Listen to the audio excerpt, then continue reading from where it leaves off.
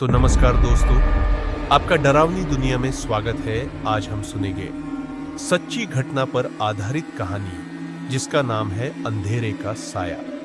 तो अगर आप चैनल पर नए हो तो जल्दी चैनल को सब्सक्राइब कीजिए। तो शुरुआत करते हैं। रात के 12 बजे थे। गांव के बाहर स्थित पुरानी हवेली की ओर से चीखें आ रही थी। इस हवेली के बारे में कहा जाता था कि वहां अंधेरे का साया रहता है। कोई भी उस हवेली के पास जाने की हिम्मत नहीं करता था, क्योंकि जिसने भी अंदर जाने की कोशिश की वो कभी लौटकर नहीं आया। राजू गांव का एक साहसी लड़का था जिसे भूत प्रेतों पर विश्वास नहीं था। उसने तय किया कि वो इस हवेली के रहस्य को सुलझा कर रहेगा। दोस्तों की चेतावनियों को नजरअंदाज करते हुए राजू ने एक रात हवेली में जाने का फैसला किया। रात घनी हो चुकी थी।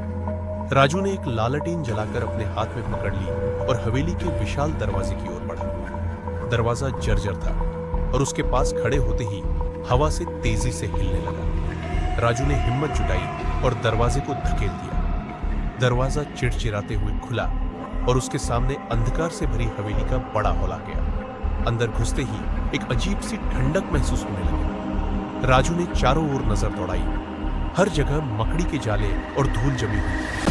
अचानक उसे लगा कि कोई उसके पीछे है। उसने मुड़कर देखा, लेकिन वहां कोई नहीं था। उसकी सांसें तेज हो गई, लेकिन उसने अपने डर को काबू में किया और आगे बढ़ा। जैसे ही वो हवेली के सबसे अंदर वाले कमरे की ओर बढ़ा, उसे एक हल्की सी सरसराहट सुनाई दी। उसकी लालटेन की रोशनी धीमी होने लगी। अचानक कमरे की दीवारों पर परछाइयां नाचने लगी, जैसे कोई अदृश्य ताकत उनके साथ खेल रही हो।